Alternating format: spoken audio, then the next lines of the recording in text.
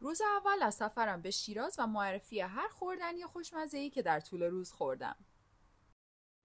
برای شروع روزمون رفتیم یه کافه خیلی خوشگل که طرح لویی ویتون بود و اونجا قهوه و شکلات گرفتیم.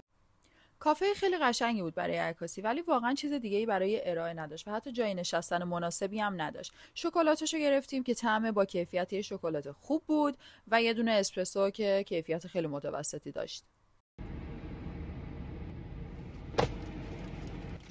برای نهار رفتیم مطعم روبیان که غذای بیرون بر بود و جای نشستن نداشتن. یه سینی عربی ایرانی دریایی گرفتیم ازشون که مرغ بریانی بود، میگو حواری همون 2 پیازه و ماهیچه. مرغش خیلی عالی و نرم و لذیذ بود. ماهیچه‌ش یه کوچولو بوی چربی میداد، برای کسایی که بوی چربی ماهیچه رو دوست دارن عالیه.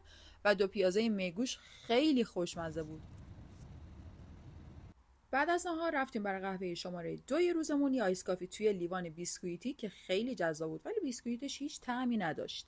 هایلایت امروز من شد امتحان کردن موچی کاف قنادی از ماکارون. موچی خامه پست نوتلا. مورد علاقه من تیرامیسو بود که پر بود از بیسکویت تیرامیسو خامه و گردو. موچی مگنوم که فیلینگ داخلش کاملا طعم بستنی مگنوم رو میداد و کاور شکلاتی خیلی خوشمزه‌ای داشت. آخریش هم موچی توت، بلوبری، خامه و نوتلا بود.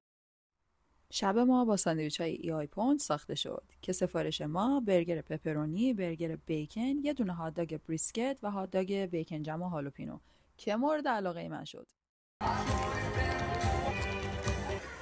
تیر آخر رو این برگر اولترا اسمش زد که به نازکی یه کاغذ بود و با سیری زیاد نشد ازش بگذرم.